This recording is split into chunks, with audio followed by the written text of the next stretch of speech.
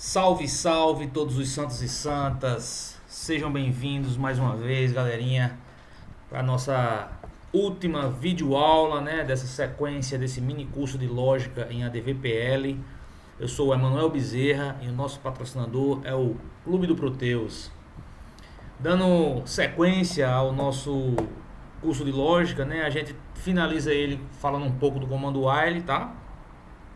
E logo depois de falar desse comando, a gente vai para a parte de funções. Eu vou mostrar como é que a gente cria outras funçõezinhas. Aliás, como é que a gente chama novas funções de dentro do nosso fonte. Então essa aula, como é a última, ela vai ser um pouquinho mais extensa. Eu vou tentar ser o mais breve possível, falar pouco, mostrar mais e para ver se dá tempo da gente fazer uma aula pequena, mas porém bastante objetivo, tá? Então preste atenção aí, né? A gente vai falar um pouquinho desse comando while, que também é um comando de repetição, né? E eu já tenho um exemplo básico dele, né? Ele vai seguir a mesma lógica do for, não é? Quando a gente quer entrar num laço, né? Repetir o procedimento mais de uma vez, para não ficar tendo que criar manualmente essas repetições, a gente cria ou um laço for ou um laço while. E esse aqui é o exemplo básico do comando while, né? Eu tenho aqui duas variáveis locais, né? Uma variável lógica, vou colocar um L aqui para garantir que essa minha variável, né, só para justificar, né, a gente sabe que programação em ADVPL ela não é tipada, então só para quem pega esse código de cara ele vai saber que isso é uma variável lógica, porque ela inicia com L minúsculo. Então ela inicialmente é setada como true, é um comando que teoricamente ele é verdadeiro, né, ele recebe um valor verdadeiro, e eu tenho uma minha variável numérica aqui, né, que ela está recebendo zero, ela está setada como zero, está sendo atribuído zero na sua inicialização, tá? E o meu comando lógico, o meu comando de repetição while, ele é bem simples, né? Ele faça, né, ele começa essa regrinha aqui, ele começa dizendo assim, faça enquanto, aí esse cara tem que ser verdadeiro. Enquanto ele for verdadeiro, né, ele vai fazer esse laço aqui, ele vai fazer essas instruções dentro do meu laço. E quando ele terminar de fazer, quando ele deixar de ser verdadeiro, ele finaliza o meu comando com end do. Então sempre assim, né? Faça enquanto for verdadeiro e aqui no finalzinho ele dá um end do. Eu só queria dar um plus aqui. Esse comando while ele pode vir sem o do, tá? Ele pode ser enquanto alguma coisa acontecer até terminar, tá? Porém, nessa nossa estrutura aqui, para que ele funcione de maneira correta, eu tenho que dar o meu do, né? Ele vai fazer enquanto esse cara for verdadeiro, tá? Essa variável lógica aqui for verdadeira. Então, basicamente, eu vou pegar uma variável também cevar, como eu estou atribuindo aqui, ó. Esse comando vai dar uma porrada aqui. Vou definir a minha variável local. Cevar está recebendo, né, alguns números, né?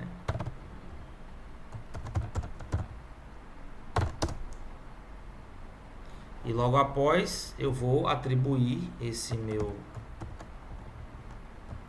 vou transformar esse meu NVAR numa string, tá? Então eu uso a minha string e eu vou tirar os espaços, tá? E aqui eu tô dando né, a gente viu que o operador mais aqui logo após, ele é idêncio, aí eu tá fazendo isso aqui, ó. Pego o meu cevar e somo a 1, tá? Então ele para eu não ter que dar essa instrução todinha, né, o ADVPL ele me deixa, né, usar esse artifício de atribuição. E aí o meu contador, que começa inicialmente com 0, ele vai passar a somar 1 toda vez que ele voltar nesse laço. Então ele vai chegar no end do, ele volta aqui, é true, então vai até... E quando é que ele vai parar de rodar esse laço? Quando ele chegar, a minha variável for maior que 10, eu vou setar o meu L lógico como falso, e aí quando ele vier perguntar, ainda é verdadeiro? Porque é que eu estou perguntando, faça enquanto for verdadeiro, tá? Na verdade é isso que eu estou dizendo, faça enquanto for verdadeiro. Quando deixar de ser verdadeiro, ele vai parar de atribuir a minha instrução, e aí eu chego e dou um print na tela, tá? eu quero que ele exiba a minha variável cevar. E aí eu vou ver todos os meus números bonitinhos. Tá bom? Teoricamente vai funcionar. No decorrer que a gente vai avançando no nosso curso, a programação ela vai ficando um pouquinho mais... Não é possível porque ele ainda não está aqui, né? Vamos adicionar uma pasta. Aula 5. Botão direito aqui no meu código, tá? Para ele poder copiar esse arquivo para cá. Quem não souber disso, né? Eu posso clicar com o botão direito e adicionar um novo arquivo, tá? A gente aqui passa a dica completa, né? Clica com o botão direito nele e arrasta para a tua pasta, que ele já vai... É a mesma coisa do botão direito aqui e adicionar arquivos. Então com isso agora a gente já compila, né? À medida que a gente vai avançando, vão ficando mais complexos os códigos. Então vão começar a aparecer erros, e aí a gente vai mostrando como é que trata esses erros e tudo mais. E agora eu vou rodar a minha rotina, tá?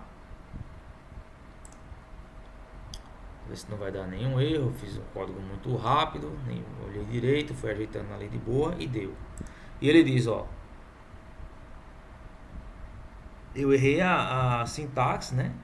Faltou um R aqui no meu trim, tá? E é por isso que o ADVPL tá gritando ali, ó, não existe esse altinho aí não. Altinho é uma pessoa nem tão alta nem tão baixa, né? Chama de altinho. Quem quiser fazer fica à vontade. Mas aí no finalzinho, olha aqui, ó, números, né? Tava o meu cevar, vamos explicar agora o código. O meu cevar, inicialmente eu atribuí a palavra números a ele, né? 2 pontos espaço, né? E aí ele já guardou. Eu atribuí a minha variável lógica verdade. Então, eu atribuí a lógica verdade, ficou. E a minha variável numérica nvar recebeu um 0. Inicialmente. Então, quando eu perguntar faça enquanto for verdadeiro, eu estou atribuindo ao meu cevar, né, no mais igual, certo? Esse mais igual, esse mais, né, tem na minha apostila lá, você vê as atribuições, nas operações. O mais igual, ele é o mesmo, né? De eu fazer o quê? De eu pegar essa minha cevar, repetir ela aqui, somar, né, fazer uma atribuição com ela. E aí eu digo que cevar é igual, eu atribuo a cevar ela mais qualquer outra coisa, tá? Então, o que era que tinha inicialmente? Tinha números. Quando eu digo números e concateno, né, eu somei mais o que? Eu somei mais o valor desse número e uma vírgula. Então, inicialmente eu só receberia um 0, tá? Eu faria números igual a 0 e ia embora. Na próxima vez que ele passasse pelo laço, eu faria cevar agora, que é números 0, né, vírgula, de novo, mais o próximo, que é o 1, no meu mais. Então, esse mais igual é a mesma coisa eu repetir a variável e somar com alguma, concatenar, somar, seja lá o que for. Tá? E aí ele vai fazendo 1, 2, 3, 4. Quando ele chegar a 10, né? Quando ele chegar a 10, ele vai entrar ainda, porque meu cevar é maior que 10, não. 10 é 10. Quando o cevar for 10, ele vai ser igual a 10. Então ele não vai entrar nesse if. Ainda não é verdade essa expressão, ela continua sendo falsa. Então, quando ele for 11, que é a próxima interação, aí ele vai gravar pela última vez o 10 aqui, 11, né? Vai dar 10 mais um 11. E quando ele perguntar se esse cara for maior que esse 10, vai ser verdade agora, porque ele é 11. Então, meu lógico vai receber falso. E ele vai sair do meu while. Quando ele perguntar de novo se esse cara é verdadeiro, não, agora ele é falso, ele cai fora do meu laço, como a gente chama, né? Pula fora. E eu imprimo o meu cevar e aí ele fica bonitinho assim, números 0, 1, 2, 3, 4, 5, 6, 7, 8, 9, 10. E essa vírgulazinha aqui no final é porque a última vez que ele imprimiu com a vírgulazinha. A gente pode ter um artifício dele contar, né? Esse cara já chegou a 10? Não, então coloca vírgula. Já chegou até o final? Não, então coloca vírgula. Fica aí como exercício para vocês, né? Bolar uma forma dele imprimir todos os números, porém, depois do 10 ele não imprime mais a vírgula. Tá ok, pessoal? Eu vou dar um ok aqui, certo? Eu estou devendo a vocês um exercício, que é o exercício de número 4. Eu prometi que a gente ia mudar a forma, né? Ficou um exercíciozinho da gente mudar a forma para exibir a média aritmética, né, desse for, tá? Então vamos voltar um pouquinho para o for. Depois a gente faz o exercício do 10 tirando a vírgula, muito rápido. Eu não vou tentar não explicar muito, né, para a gente não perder tanto tempo. Então, esse for meu aqui, para a gente exibir a média aritmética, eu tenho aqui minhas notas, eu teria que mudar a seguinte coisa. Eu vou tirar esse alerta daqui, vou jogar ele aqui fora, e ele vai virar assim, ó, média, tá?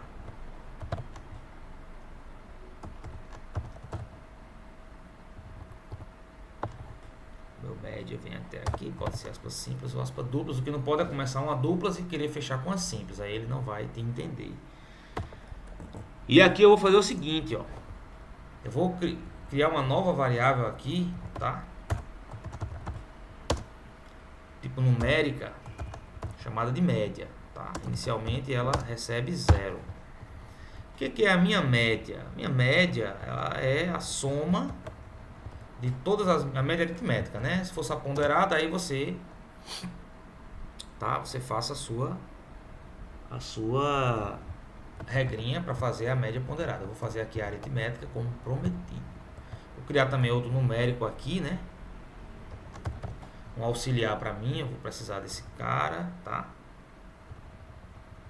E aí é o seguinte, como é que eu calculo uma média? Eu somo todas as notas, soma não, vou fazer soma aqui, ó, soma, melhor soma, eu somo aqui, eu somo todas as minhas notas, tá?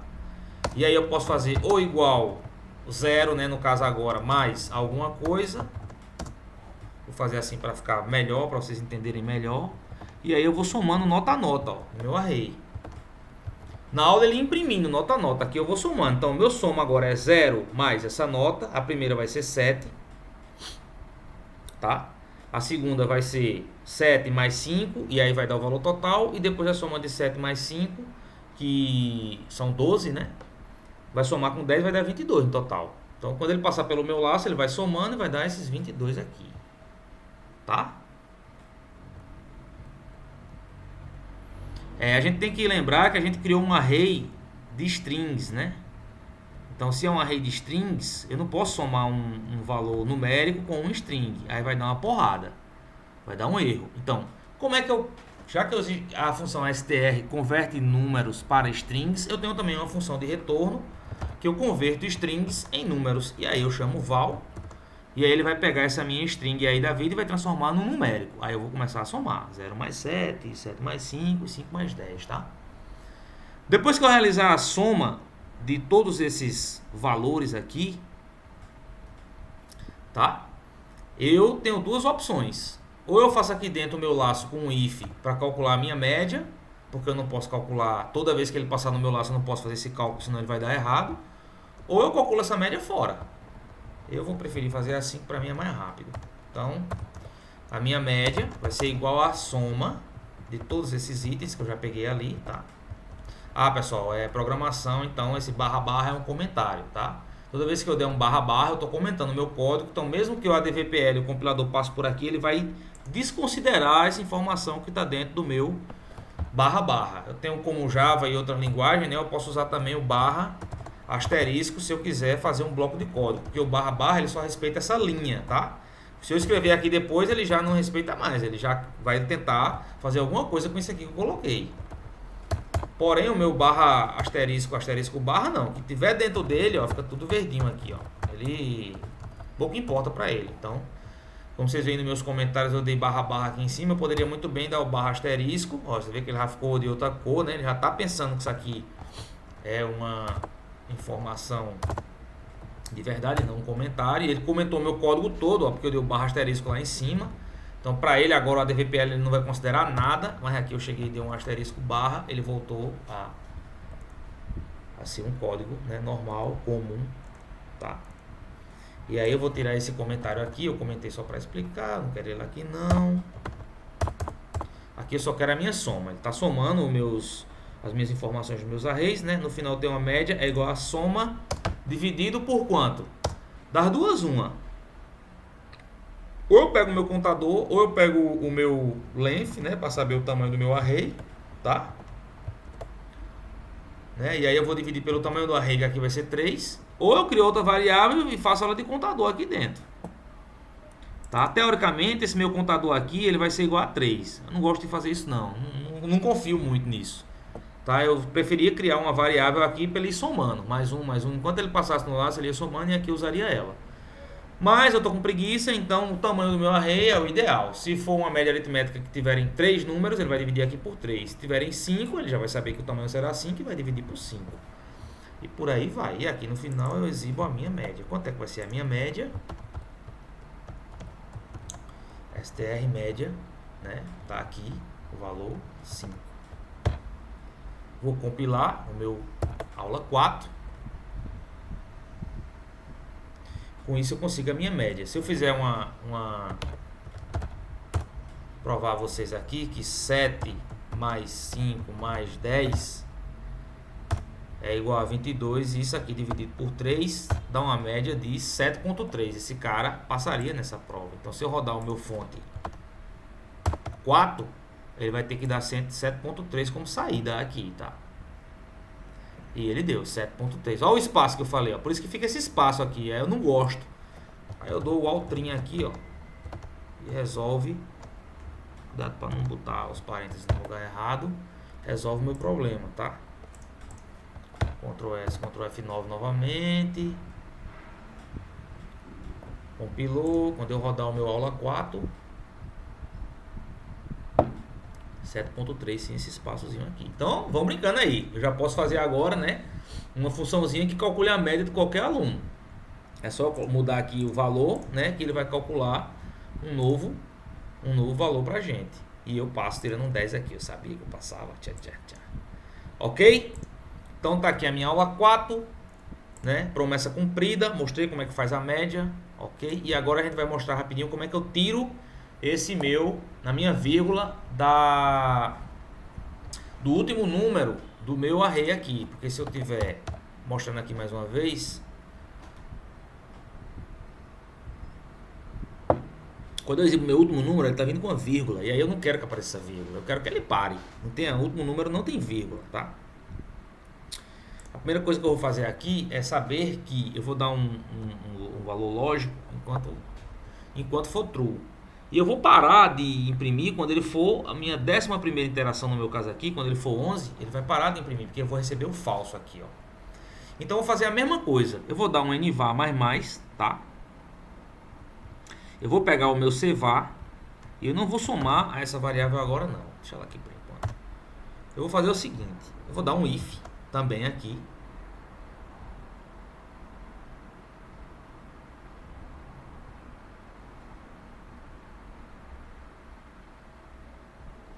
Vou dar um if aqui também, tá? Vou fazer de forma boa, tô com preguiça de pensar hoje. Eu vou dizer, enquanto esse cara for menor que o meu 10, não é? Eu vou empurrar um ponto e vírgula, ou uma vírgula, na verdade, no finalzinho dessa variável aqui, ó. Mais igual, vírgula. E ainda vou dar um espaço. O próximo número ficar com espaço. Eu tô cheio de onda hoje. Então, se esse cara for menor, 1 é menor, então coloca o ponto e vírgula no final. 2, coloca o ponto e vírgula no final. 3, 9. Quando ele chegar até 9, ele vai colocar o ponto e vírgula no final. Tá? Isso aqui eu também vou tirar daqui. Eu quero esse cara que ele atribua depois. Que ele pode atribuir antes e passar a botar mesmo assim, tá? Então o meu mais fica aqui, ó.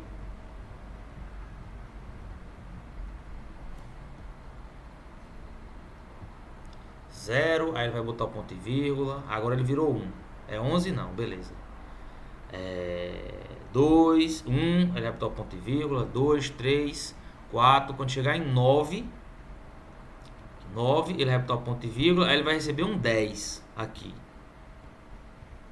Aí quando for 10 ele vai perguntar, é maior ou não? Ele vai continuar. Aí ele vai entrar aqui. De todo jeito tem que ser no final mesmo. Tava certo. Ele atribui antes. A lógica certa é essa. Ele atribui, depois é que ele queima lá o meu fonte. Pronto. Tá aqui a lógica da gente. Vamos ver se ela funciona, senão a gente bota um igual aqui que vai funcionar. Eu acho que só precisa o 9, tá? Dá um Ctrl F9 aqui. Se ele não dá nenhum erro de compilação, não deu. Agora vamos ver se ele dá algum erro de execução. Tomara que não. E aí ele passou o meu 9 aqui, ó, tá vendo? Ó? A posição aqui interferiu, tá? Então quando for 10, né, ele recebeu o 10, ele ainda era menor e mesmo assim ele não botou a vírgula entre o 9 e o 10, ficou junto, tá? O que é que eu vou fazer? Eu vou botar um igual e aí provavelmente esse cara vai funcionar. Ctrl S, Ctrl F9.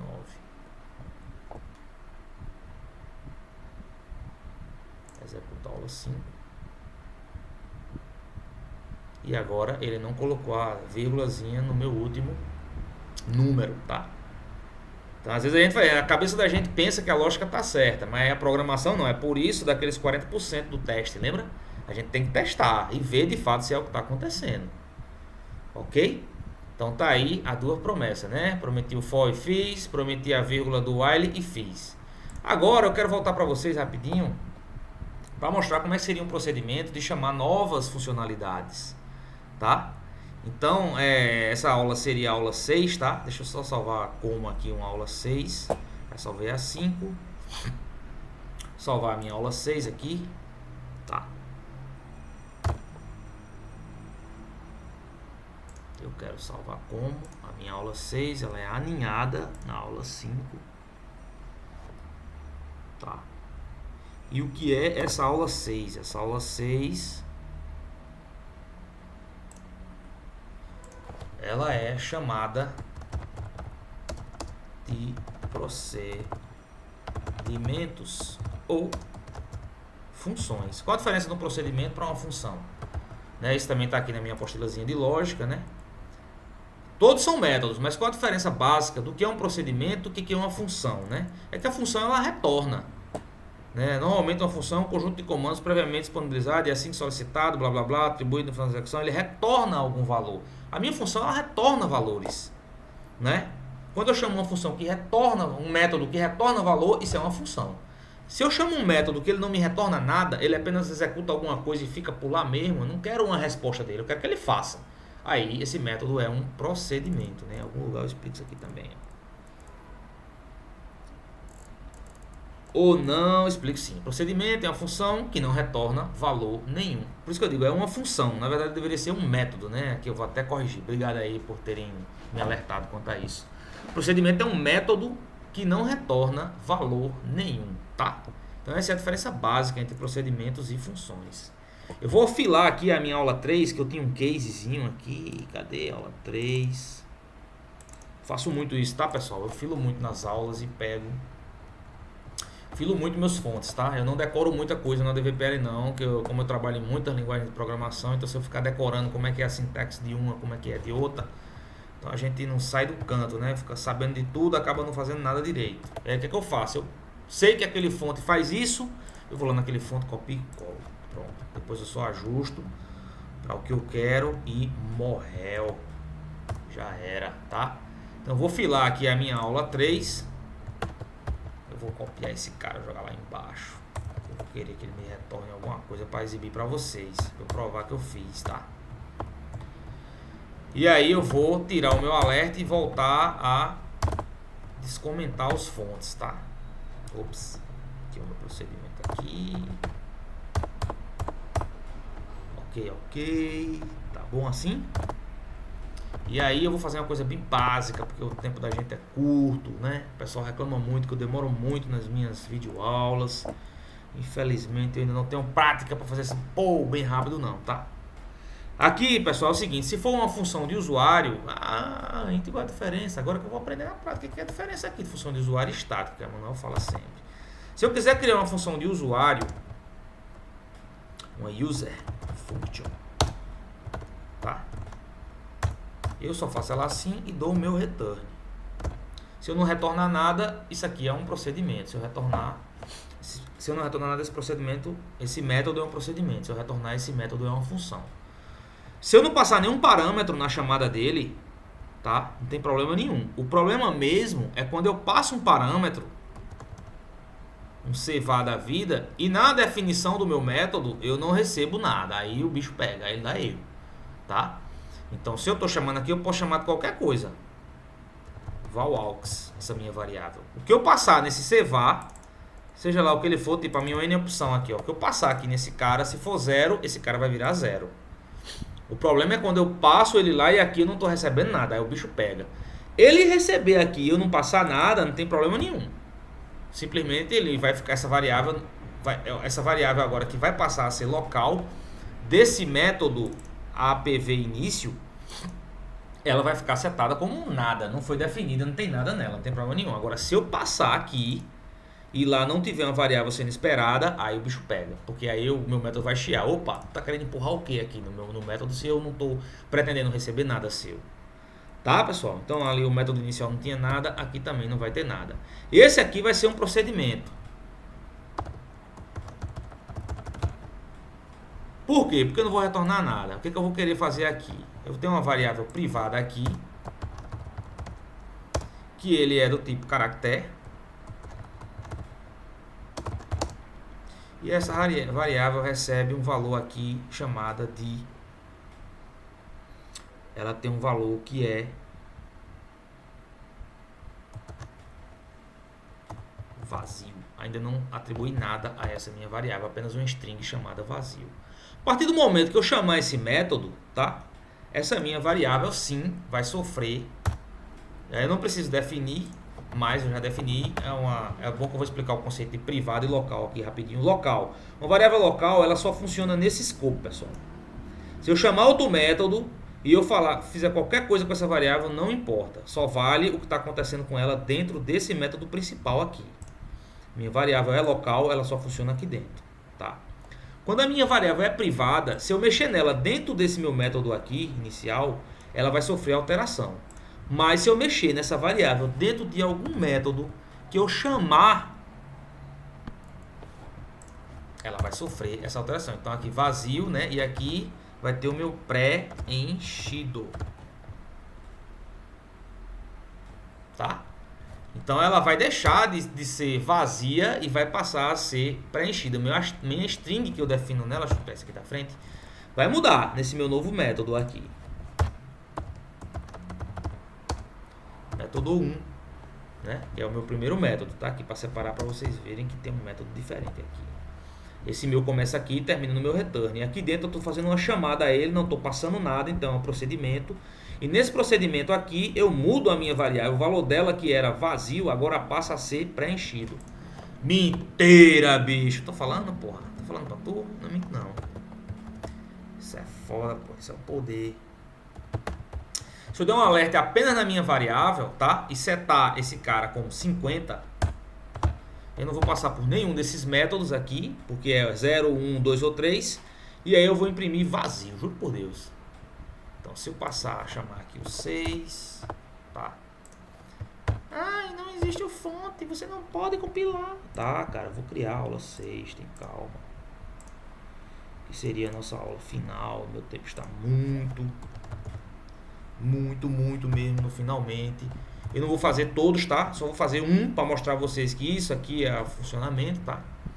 Então a minha aula 6 eu vou jogar ela aqui na minha aula 6, bonitinha. Não deveria fazer isso porque depois... Ah, mas acaba aqui nessa sequência, tá? O curso de lógica acaba com essa sequência. A próxima sequência vai ser o curso de ADVPL, tá? Então agora eu vou compilar. Beleza? E aí, se eu der um play aqui, ó, o que acontece? Esse cara vai aparecer o meu vazio, ó, porque ele é 50 aqui, ó. E não existe nada das opções que sejam 50. Porém, quando eu colocar 0 agora, tá?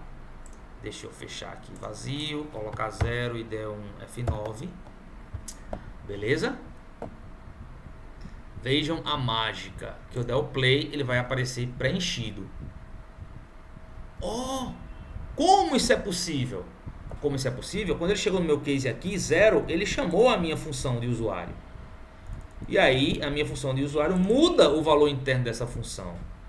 Isso tem nada a ver coisa nenhuma, tem não, se eu colocar aqui esse cara como local, tá? tá? Eu vou preencher vazio. Vai aparecer vazio aqui no meu alert. Porque eu vou, na verdade, mexer aqui numa variável que vai ser local desse cara também. Como ele não é mais privada, essa aqui virou uma variável local do método aula 6. E essa aqui vai virar uma variável local do método APV início. Duvido, tá falando besteira, tá? Então eu vou provar vocês na prática. Compilar. Veja que eu só mudei isso aqui de privado para local, não mexi mais em nada, tá? Meu alerta é o mesmo, tudinho. A chamada lá é a mesma, mas ele vai aparecer aqui vazio. Por quê? Porque eu tô imprimindo a minha variável local valaux e não a minha variável local do meu ADV início, tá? Beleza, pessoal? Então isso aqui faz muita diferença dependendo do que eu quero fazer.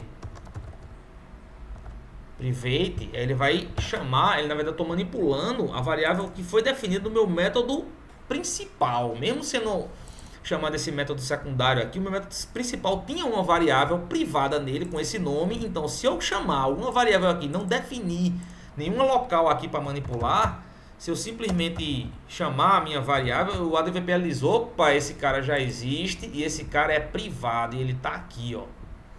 Porém, se eu definir alguma local aqui com esse nome, aí não. Aí ele esquece e vai definir o meu, né? Meu privado não foi mudado, né? Porque aqui é a variável local preenchida e aí deixa para lá.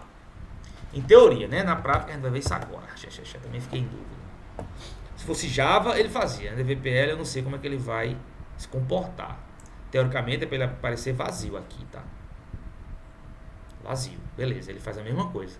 Se eu definir como local aqui, ele esquece a minha private lá de cima. E aqui é uma variável local, não vou mexer na minha variável privada daqui de cima. Tá? Ele dá um tchau para ela. Então voltar para ter sentido. Eu falei para vocês que ia mostrar a diferença da função usuário para a função estática. A diferença é só a chamada. Mas tem uma diferença universal também do meu RPO, do meu Proteus em si. Por quê? Assim como as variáveis locais e as privadas, a chamada dela, o valor dela muda se eu estou dentro ou fora do meu método, esse conceito de função ele é estendido. Se a minha função é de usuário, todo o RPO do Proteus, todas as funções customizadas que alguém fez alguma vida nesse meu RPO, ele enxerga essa função aula 6. Então, se alguém for desenvolver alguma fonte que ele queira trazer vazio ou preenchido, ele não precisa mais definir um método aula 6. Ele só precisa fazer um U_aula 6, que eu vou trazer o meu, se eu colocar aqui no meu return para ele retornar a minha variável, ele vai retornar vazio ou preenchido para esse cara que fez a chamada. Tá? E daí, para que isso serve? Isso serve que se eu definir esse início como estática, ela só é enxergada dentro do meu fonte que está chamando ela. Então, se o cara lá, na minha aula 9, chamar o meu APV início e ele for uma variável estática, se ele não definir um método estático lá, ele não vai fazer nada. Ele vai dar, provavelmente vai dizer, esse método não existe. Mas se eu colocar ele como usuário, função de usuário, com o meu usinho aqui na frente, na minha chamada lá, tanto faz eu chamar o aula 6, como eu chamar o APV início, porque como ele é uma função de usuário, todo o fonte do Proteus enxerga, todo o diretório de fontes do Proteus, o RPO do Proteus, ele vai enxergar essa função aí de usuário. Tá? Se eu quiser que só esse método aula 6 enxergue, eu tenho que tirar esse uzinho daqui, definir ela como estática,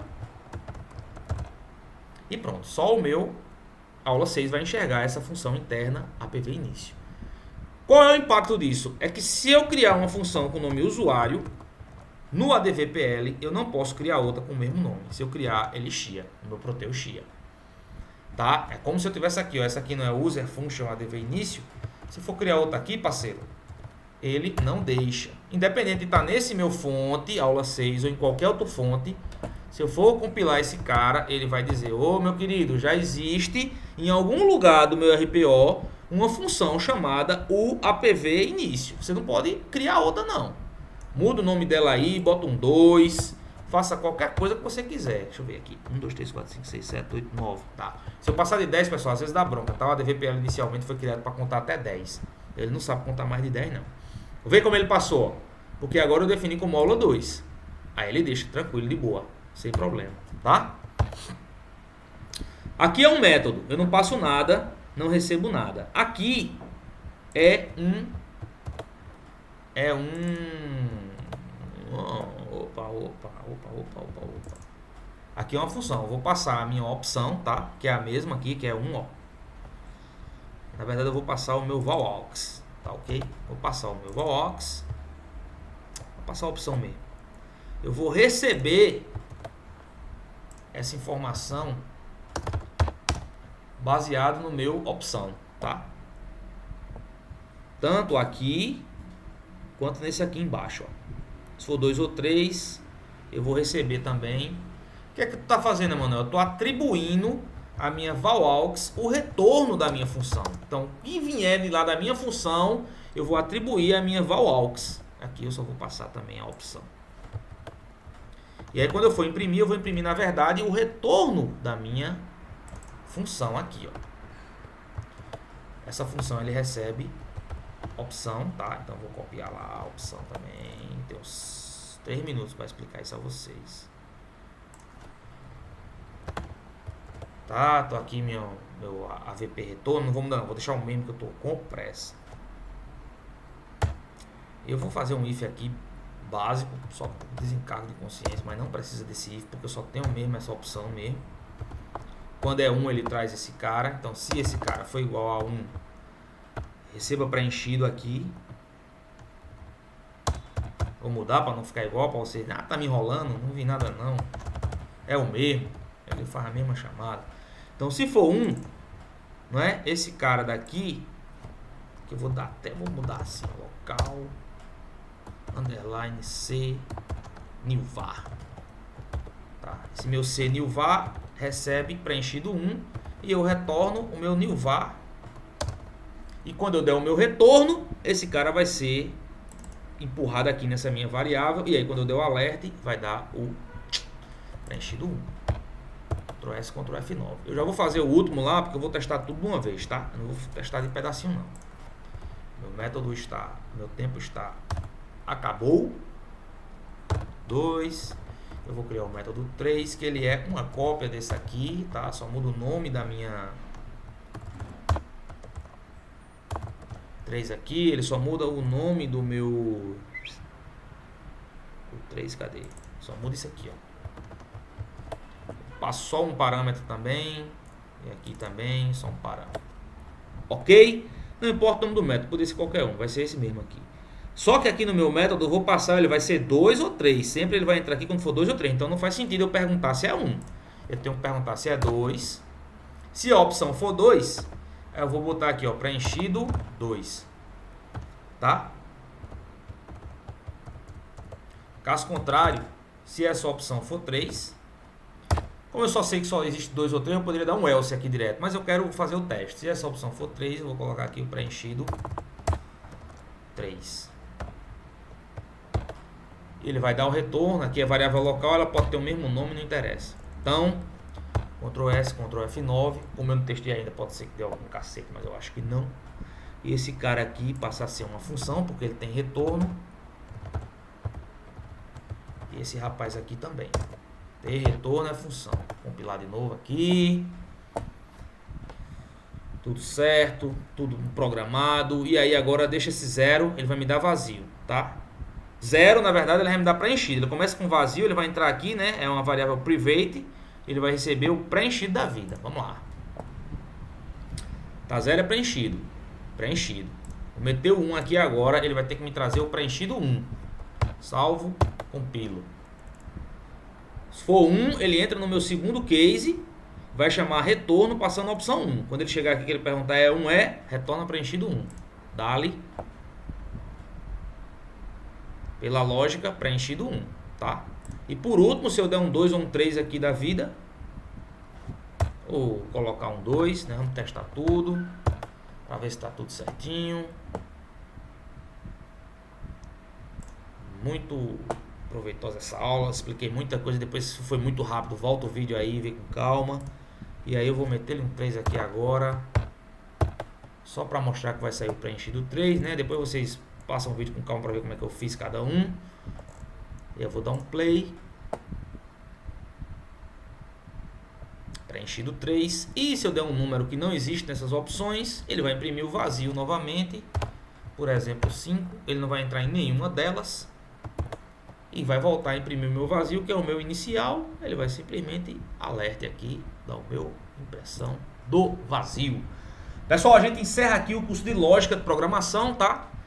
Com ênfase no ADVPL. Então, para saber lógica, para a gente iniciar mesmo um curso de lógica, a gente vai ter que ter uma aula mais devagar, mais, né? O conceito é pesado, mas isso aqui é basicão mesmo, só para a gente começar. Quem não tem nada, pelo menos com isso aqui já dá para fazer o curso de ADVPL, que é a próxima sequência de videoaulas que a gente do Clube do Proteus vai fazer, né?